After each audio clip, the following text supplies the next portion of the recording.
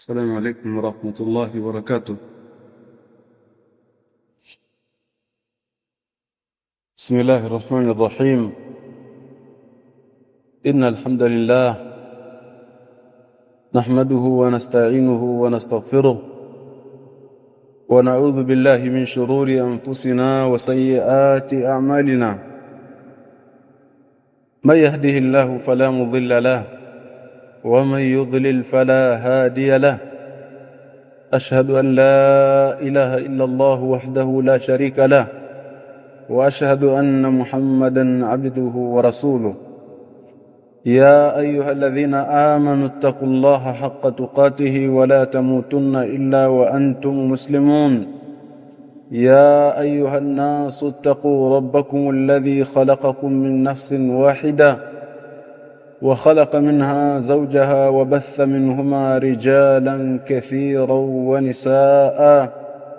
واتقوا الله الذي تساءلون به والأرحام إن الله كان عليكم رقيبا.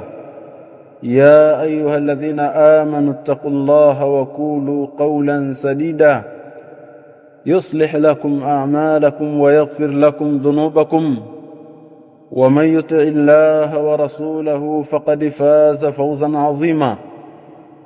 أما بعد فإن أصدق الحديث كتاب الله وخير الهدي هدي محمد صلى الله عليه وسلم وشر الأمور محدثاتها وكل محدثة بدعة وكل بدعة ضلالة وكل ضلالة في النار.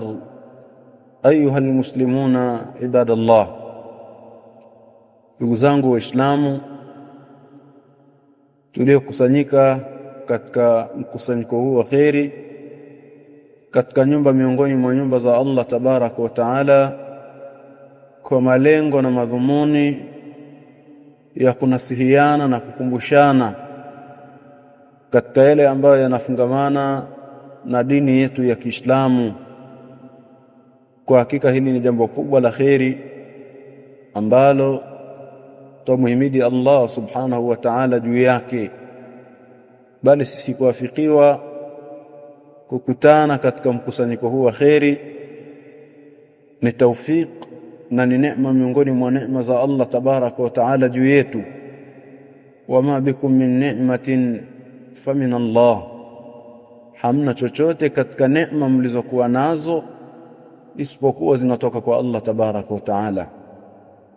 Lakini kadhalika tumsalia pamoja na kumsalimu mwalimu wa umma huu Bwana Mtume sallallahu alaihi wa alihi wasallam aliufunza huu Uislamu katika mafundisho yaliyokuwa mazuri, alayhi afdalu salati wa atammu taslim. Tumekusanyika hapa kwa ajili ya jambo la dini, na mada ambayo taizungumza leo biidhnillahi alkarim ni kuhusiana na jambo la kuisoma dini ya Allah tabaraka wa taala. Mada hii nimeigawanya katika vipengele vikuu vitatu. Kipengele cha kwanza tazungumzia ulazima wa sisi Waislamu kujifunza dini ya Allah tabaraka wa taala, na kipengele cha pili tutaona mifano ya wema waliotangulia na pupa yao katika kuliendea jambo la kuisoma elimu ya kumtambua Allah tabaraka wa taala, na kipengele cha mwisho tutaona fadhila zinazopatikana kwa wale ambao watashikamana na jambo la kuisoma dini ya Allah tabaraka wa taala. Nimechagua mada hii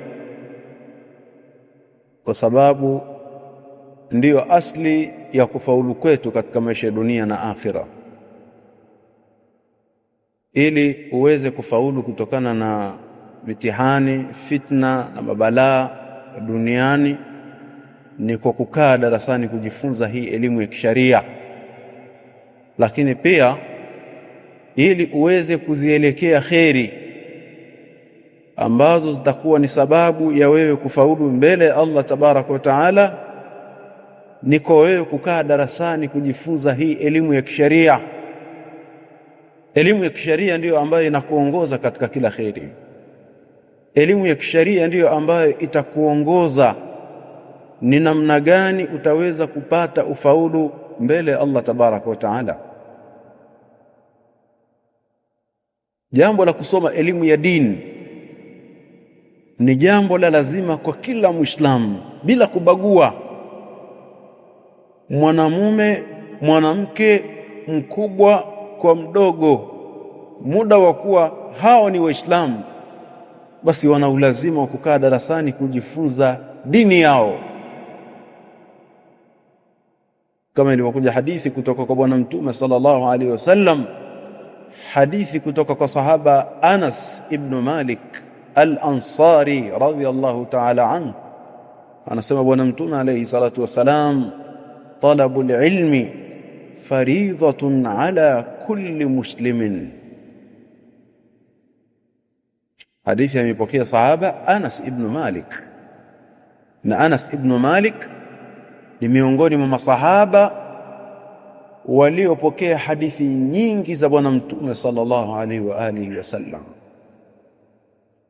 na nafasi yake Anas ni nafasi ya tatu katika masahaba waliokithirisha wingi wa riwaya za hadithi za Bwana Mtume sallallahu alaihi wasallam.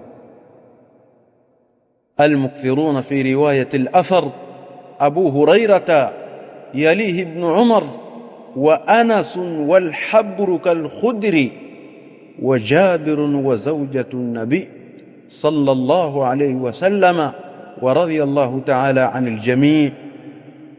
نوليو كثيرشا wingi wa riwaya za hadithi za Bwana Mtume sallallahu alaihi wasallam. Wa kwanza ni Abu Huraira Abdurrahman ibn Sakhr ad-Dawsi ala sahih. Huyu anachukua nafasi ya kwanza katika masahaba waliopokea hadithi nyingi za Bwana Mtume sallallahu alaihi wasallam. Yalihi ibn Umar, anafuatiliwa na sahaba Abdullah ibn Umar radhiyallahu ta'ala anhuma, mtoto wa Umar ibn al-Khattab. Wa Anas, kisha anafuatia Anas ibn Malik al-Ansari, mpokezi wa hii hadithi tuliyoitaja. Kal-Khudri, kisha anafuatiwa na sahaba Abu Sa'id al-Khudri. Wal-Habru, kisha Abdullah ibn Abbas, kisha Jabir ibn Abdullah al-Ansari, kisha zawjatu nabi, mke wa Mtume sallallahu alaihi wasallam. Na hapa anakusudiwa Aisha mtoto wa Abu Bakari Siddiq radhiyallahu ta'ala anhum ajma'in. Hao ni masahaba waliopokea hadithi nyingi za Bwana Mtume sallallahu alaihi wasallam. Na tunaona Anas mpokezi wa hadithi ni katika masahaba waliopokea hadithi nyingi za Bwana Mtume sallallahu alaihi wasallam, na daraja lake ni daraja la tatu. Lakini pia Anas ibn Malik alimtumikia Bwana Mtume sallallahu alaihi wasallam katika nyumba yake kwa muda wa miaka 10. Mtume kafika Madina, watu wa Madina walimpokea na kumkirimu Bwana Mtume sallallahu alaihi wasallam kwa aina mbalimbali za ikram. Mamake Anas, Ummu Sulaim bintu Milhan radhiyallahu ta'ala anha, akampeleka mtoto wake Anas akiwa ni mdogo, ana miaka 10, anampeleka kwa Bwana Mtume sallallahu alaihi wasallam ili awe anamsaidia shughuli zake za nyumbani. Akamwambia, ya Rasulullah, huwaidimuk, Mtume, kijifanya kazi chako hiki nimekuletea, kiji Anas kikiwa ni kidogo kinahurumiwa, nimekuletea kijifanya kazi chako hiki kije kukusaidia shughuli zako za nyumbani. Kipindi hicho Anas ana miaka 10. Mamake Anas akamwambia, ya Rasulullah, ud'u la, Mtume muombee dua sahaba wako Anas huyu, kijifanya kazi chako kiombee dua. Mtume akasema kumwombea dua Anas, Allahumma akthir mala wa waladahu wa barik lahu fi, Allah kithirisha mali za Anas, kithirisha watoto wake Anas na umbariki katika viwili hivyo. Anas mwenyewe alayhi salatu radhiyallahu ta'ala anhu anasema, nimezika watoto ambao wanatokana na uti wangu wa mgongo zaidi ya watoto 100. Watoto wake na wajukuu ni zaidi ya 100 aliyowazika kupitia dua ya Bwana Mtume sallallahu alaihi wasallam. Na alikuwa ni katika matajiri wa kisahaba katika mji wa Madina kupitia dua ya Bwana Mtume sallallahu alaihi wasallam. Alimhudumia Mtume miaka 10 tokea kapelekwa akiwa na miaka 10 mpaka pale alipofikisha miaka 20 Mtume sallallahu akafariki. Katika muda wa miaka 10 aliyoishi kwa Bwana Mtume sallallahu alaihi wasallam, anasema Mtume hakuwahi kuniuliza swali, kwa nini? Yani, kwa nini umefanya hivi? Kwa nini haukutakiwa ufanye hivi? Anasema alikuwa na tabia njema sana Bwana Mtume sallallahu alaihi wasallam kwa muda wa miaka 10 ambao niliishi kwake. Mpaka mwenyewe Anas anataja kwamba siku moja Mtume sallam alimtuma siku moja kwa haja yake aende sehemu fulani, akiwa ni mdogo. Anas alivyoagizwa na Bwana Mtume sallam, kafika sokoni, akakutana na watoto wa Kiansar sokoni, akaanza kucheza nao, akasahau kama ameagizwa na Bwana Mtume sallam. Mtume akasubiri kwa muda mrefu, akaamua kumfuata Anas. Anafika sokoni, anamkuta anacheza na watoto wa Kiansar. Anas anasema, mara nikahisi nyuma ya kichogo changu kuna mtu amenishika. Anasema kugeuka nyuma, mara nikamwona Bwana Mtume sallallahu alaihi wasallam akiwa anatabasamu. Kumtabasamia Anas ibn Malik aliyemwagiza kwa muda mrefu na hajarudi, lakini anageuka anamwona Bwana Mtume sallam anatabasamu. Akamuuliza, ya Unais, ewe kiji Anasi changu kipenzi, adhahabta haithu amartuk, je, umekwenda nilipokuagiza? Akasema, naam adhhabu al'an, ndiyo naenda sasa hivi. Kuonesha Bwana Mtume sallam alikuwa na muamala mzuri mpaka na watumishi wake. Anaonesha huruma kwa mtoto mdogo ambaye kamwagiza. Sasa wewe piga picha, ndio leo mtu kamwagiza mtumishi wake au mfanyakazi wake aende akamletee mahitaji sehemu fulani, alafu anasubiri kwa muda mrefu hajarudi, anaamua kumfuata, anamkuta yuko kwenye michezo. Hebu wewe niambie atamfanyaje? Laqad kana lakum fi rasulillah uswatun hasana liman kana yarju Allah wal yawmal akhir, kwa hakika amekuwa mtume wa Allah kwenu nyinyi ni ruwaza njema kwa yule ambaye anamwamini Allah na akaamini siku ya mwisho. Almuhim, Anas ibn Malik anapokea hadithi kutoka kwa Bwana Mtume sallallahu alaihi wasallam, anasema talabul ilmi faridhatun ala kulli muslimin, kutafuta ilmu ya kisheria, elimu ya amesema Allah, elimu ya amesema Mtume, elimu ya wamesema masahaba wa Bwana Mtume sallallahu alaihi wasallam. Alilmu qala Allah qala rasuluhu qala as-sahabatu hum ulul irfani. Elimu hii ya kumfahamu Allah ni nani, ametuwajibishia nini, ameamrisha nini, hataki kipi kwetu sisi. Elimu ya kumfahamu Allah kwa ujumla wake na aliyoyaamrisha na kuyakataza. Elimu ya kumfahamu Bwana Mtume sallallahu alaihi wasallam, kumfahamu yeye kwa majina yake, kumfahamu yale ambayo amekuja nayo, kufahamu yale ambayo alikuja kuyatahadharisha na kuyapiga vita na kuyatahadharisha kwa umma wake. Elimu ya kumfahamu huyu mtume kwa ujumla wake na yale aliyotumwa nayo, lakini pia elimu ya kuwafahamu masahaba na yale ambayo walikuwa nayo katika kuelewa kwao Qur'ani, katika kuelewa kwao sunna za Bwana Mtume sallallahu alaihi wasallam. Elimu hii ni lazima kwa kila Muislamu, ni mmoja, ni mwanaume au ni mwanamke, lazima amfahamu Allah, lazima amfahamu Mtume sallallahu alaihi wasallam, aelewe Qur'ani, aelewe sunna kupitia ufahamu na uelewa wa masahaba Bwana Mtume sallallahu alaihi wasallam.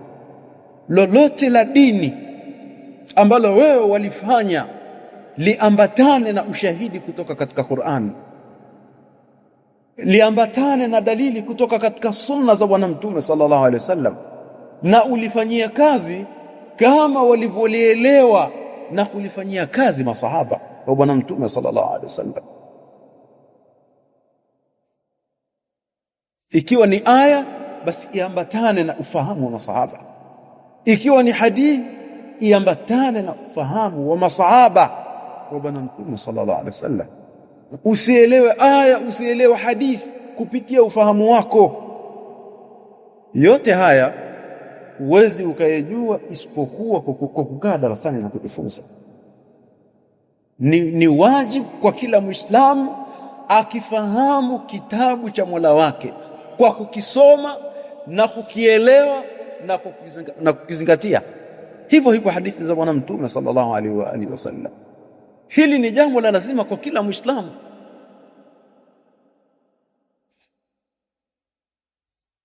Lakini kwa masikitiko makubwa, Waislamu wako mbali na jambo hili. Mtu amezaliwa ndani ya Uislamu na ukiangalia umri wake ni zaidi ya miaka 30,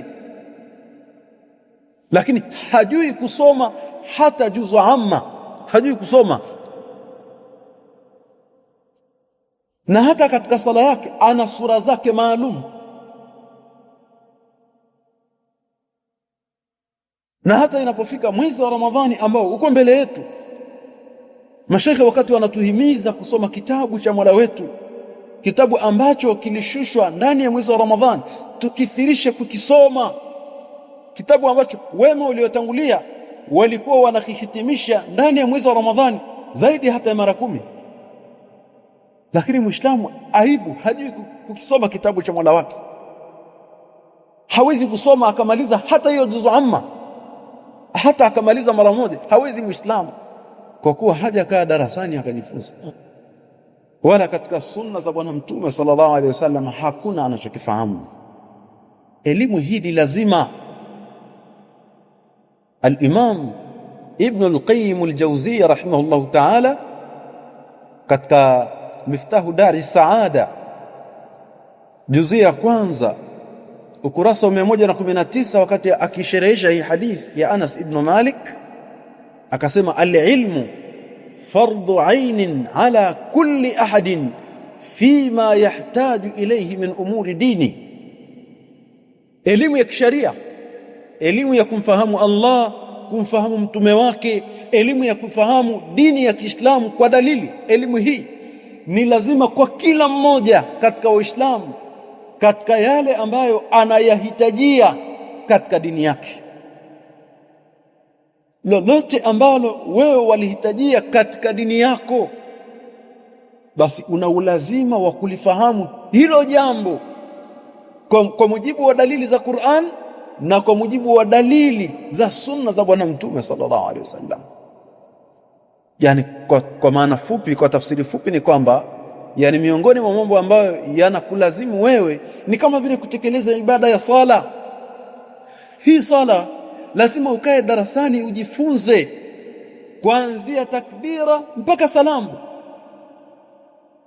na si suala la kufuata mkumbo na kuitekeleza hiyo sala katika hali ya mazoea na kuiga watu. Uisome kuanzia takbira mpaka salamu. Na katika hilo wanazuoni wa Kiislamu wameandika vitabu vya kubainisha sala na sifa ya sala ya mtume kwa ujumla wake. Ameandika al-Allama al-Albani, ameandika al-Allama Ibn Uthaymeen rahmatullahi ta'ala alayhima. Sheikh al-Albani ameandika kitabu kinaitwa Sifatu Salati an-Nabi, sifa ya sala ya mtume kuanzia takbira mpaka salamu, kaannaka taraha, kana kwamba unamuona bwana Mtume sallama jinsi alivyokuwa anaitekeleza ile swala. Katika kile kitabu ananukuu takbira mpaka salamu, jinsi alivyokuwa anasali, na hilo limenukuliwa na masahaba wake. Mtume alivyokuwa analeta takbira, masahaba wamenukuu. Mtume wakati anarukuu alikuwa anafanya hivi, Mtume wakati anasujudu alikuwa anafanya hivi. Masahaba wamenukuu kwa kuwa wao walimuona wakati anaitekeleza hiyo swala. Kwa hiyo ukisoma kile kitabu kana kwamba unamuona bwana Mtume sallallahu alaihi wasallam jinsi alivyokuwa anaitekeleza ile ibada.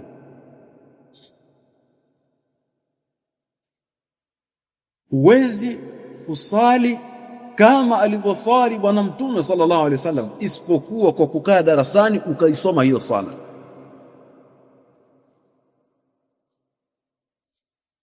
Na ni mengi ambayo sisi tunayahitajia katika dini, na kama tunayahitajia, maana yake ni lazima tukae darasani kusoma. Sisi tunafanya miamala ya kibiashara, tunajishughulisha na biashara, lazima tukae darasani tukaitambua miamala ya kibiashara, ili tusije tukajiingiza katika biashara ambazo ndani yake kuna riba. Na nyinyi mnajua madhara na hatari ya riba. Allah anasema yule ambaye atakula riba, maana yake ametangaza vita na Allah tabaraka wa taala na mtume wake alayhi salatu wasalam. Maana yake siku ya kiyama atakuja kupewa silaha, aambiwa kwamba ulitangaza mapambano na Allah na mtume wake katika maisha ya dunia kwa lile tendo la wewe kufanya biashara ambayo ndani yake ina riba. Atapewa silaha apambane na Allah tabaraka wa taala na mtume wake. Nani analiweza hilo? Hakuna. Kwa lazima ukae darasani ukajua miamala ya kibiashara, kama biashara hii ambayo unaifanya ndani yake ina riba au haina riba. Na wala ustaraji kwamba siku ya kiyama utapewa udhuru kwamba utajitetea, Allah, mimi nilifanya hii biashara sikuwa najua kama ina riba. Hilo halipo. Manake ulazima wewe kukaa darasani, upo juu yako, na usipokaa ustaraji kwamba unala kujitetea mbele ya Allah tabaraka wa taala. Usome biashara ili uepukana na biashara ambazo ndani yake kuna udanganyifu. Ingia huko masokoni uone watu wanaofanya miamala ya kibiashara ambayo ndani yake kuna udanganyifu. Mtu anapanga fungu la maparachichi labda yako 5 au 6, lakini ambayo yako salama hapo ni maparachichi 2, yote yameharibika. Na mtu anaona maisha yanaenda, hakuna shida, lakini biashara hizi zenye udanganyifu. Mtu anauza mchele safi na mwingine si safi. Unafika pale unamwambia nipimie huu, ukigeuka tu tayari umeshapigwa. Miamala ya kibiashara yenye udanganyifu. Mtume sallallahu alaihi wasallam siku moja alienda sokoni, akaenda kwa bwana mmoja aliyekuwa anauza mchele. Alipofika pale akaingiza mkono wake ndani ya mchele, fa asabatuhu balalan, mkono wake mtume ukapatwa na unyevu, ukapatwa na ubichi. Akamwambia, ma hadha ya sahiba taam, ni kitu gani hiki ewe muuza mchele? Akasema, asabatuhu samaa ya Rasulullah, mchele wangu huu ulinyeshewa na mvua, kwa hiyo nikaona nikiuacha juu wale wanunuzi hawataununua, nikaamua niweke ambao haujanyeshewa na mvua juu, huu mwingine niujalie ndani.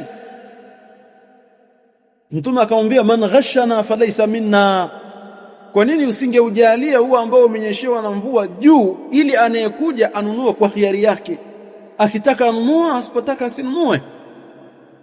Hiki ambacho unakifanya si kitu cha sawa. Mtume akasema, atakayetufanyia udanganyifu sio katika sisi Waislamu. Waislamu hatuna biashara za udanganyifu. Waislamu hatuna biashara za namna hii, na zimeenea kwa kiasi kikubwa. Mtu aweza akawa anauza simu za kisasa hizi simu janja, anamwambia simu yangu inakaa na chaji siku 3, lakini baada ya kuwa tayari ashauza na amepata pesa aliyokuwa anaitaka, simu inakaa na chaji kwa masaa, sio siku 3. Ghishi katika biashara yote haya Uislamu unayepiga vita na kuyakataza. Sasa huwezi kuyajua haya wewe ambao unaamiliana na miamala ya kibiashara isipokuwa kwa kukaa darasani ukajifunza jambo la dini yako.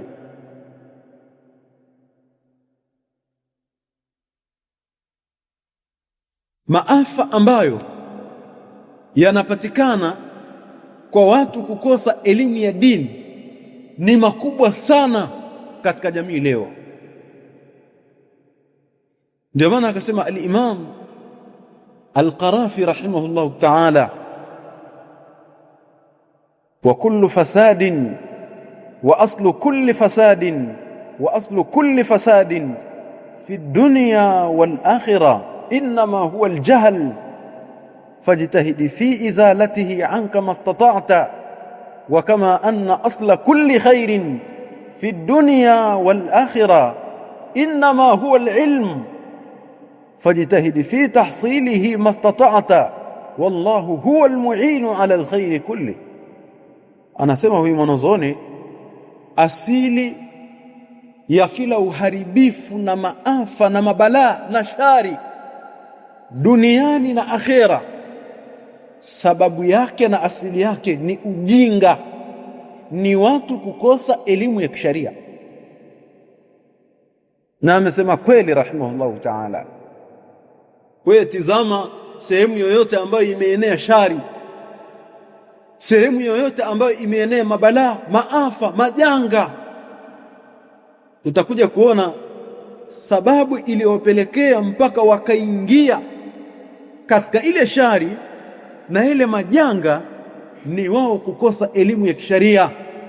Sehemu yoyote wewe fuatilia, utagundua ni watu kukosa elimu ya kisharia.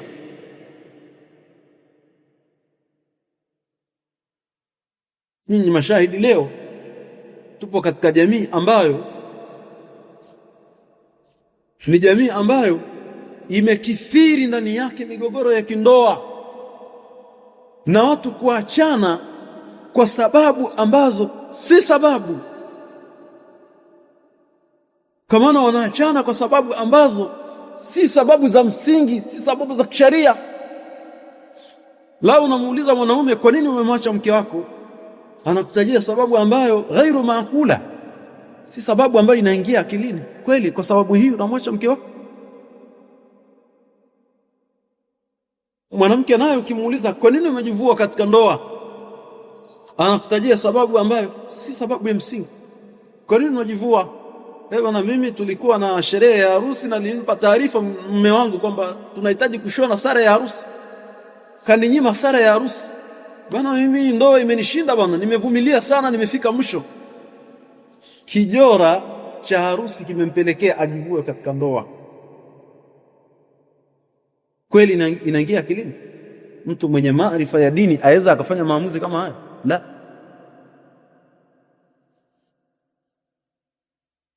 Mwanaume naye aweza akatoa talaka. Kwa nini? Mimi kanipikia chakula kina chumvi, nimevumilia sana muda mrefu bana. Kila ukimwelekeza haelewi bana wewe, na vitu kama hivyo.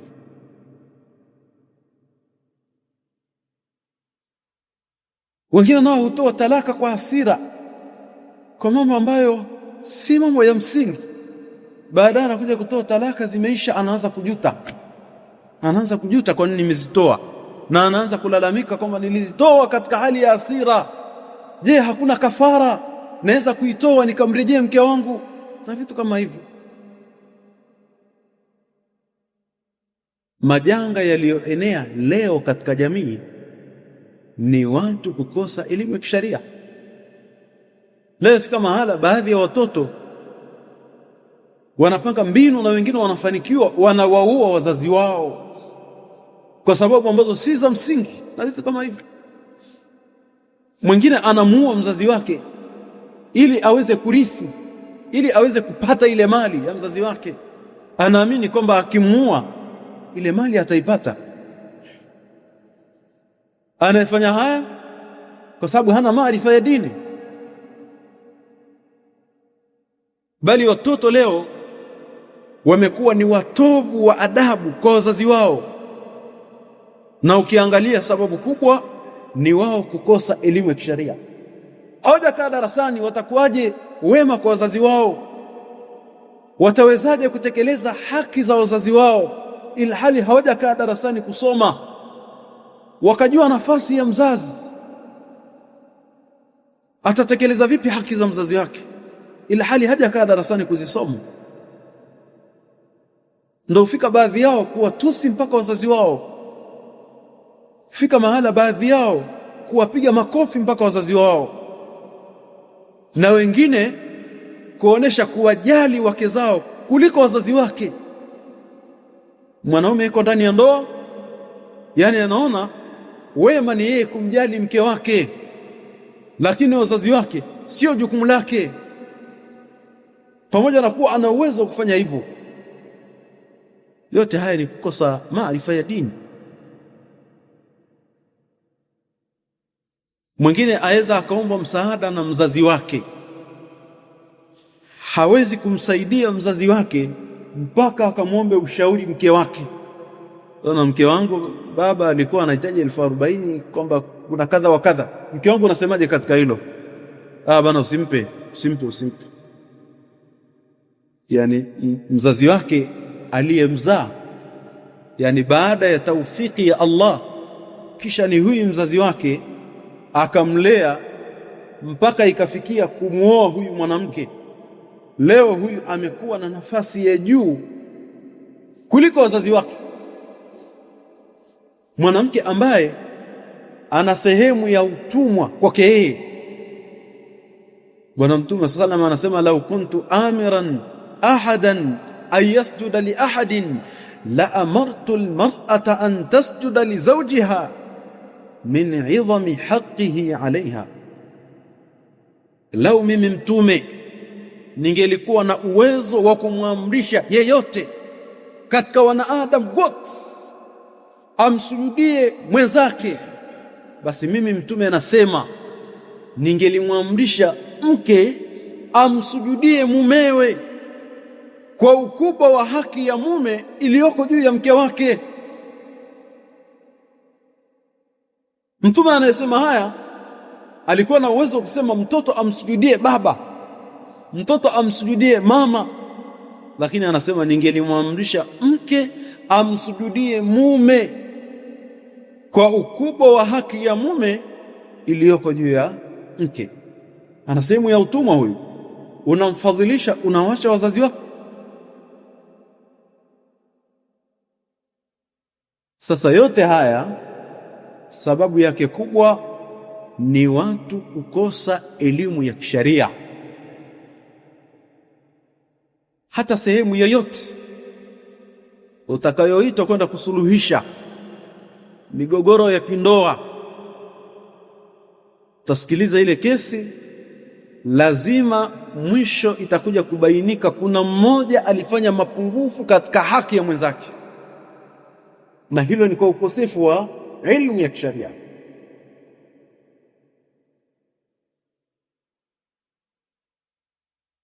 Yani vyovyote itakapotokea mgogoro wa kindoa, lazima kuna mmoja kafanya mapungufu katika haki ya mwenzake.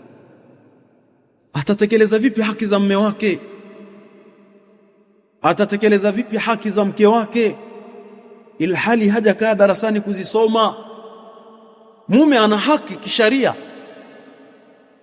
za kumtekelezea mke wake, mke naye ana haki kisharia amtekelezee mume wake. Ili aweze kutekeleza hizo haki na ili azijue, ni lazima akae darasani. Sasa hajakaa darasani, huyu anazijuaje hizo haki? Ndio maana wanazuoni wa Kiislamu wanahimiza ya kwamba wale ambao wanaliendea jambo la ndoa, basi kwa uchache wafundishwe kitabu chenye kuhusiana na masala ya ndoa, ya ima kitabu nikah katika Umdatul Ahkam au kitabu nikah katika Bulughul Maram, wafundishwa mlango wa ndoa katika kitabu miongoni mwa vitabu vya fiqh, ili waijue ile ndoa ambayo wanaingia. Yani kama ilivyo sisi tunapotaka kufanya biashara na mambo mengine ya kidunia, huwa kwanza tunayejua na kuyasoma kabla ya kuyaingia. Mtu anataka kufungua biashara ya mchele, lazima ataonana na wale ambao wanafanya biashara hiyo. Unachukulia wapi mchele, faida ikoje, mambo yanaendaje na vitu kama hivyo.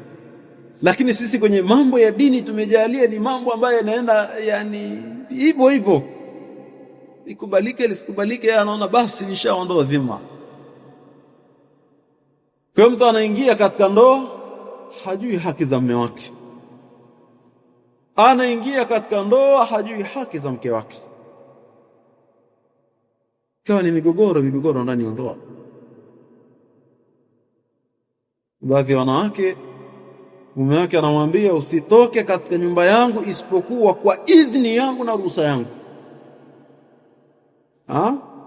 Fikia mahala mwanamke anasema kwamba yani mama yangu anaumwa amelazwa, nisitoke nikusikilize wewe? Mama yangu aliyenizaa akanilea akanifanyia kadha wa kadha mpaka ukaja kunioa, amelazwa, yani nikusubiri unipe ruhusa wewe ndo nitoke?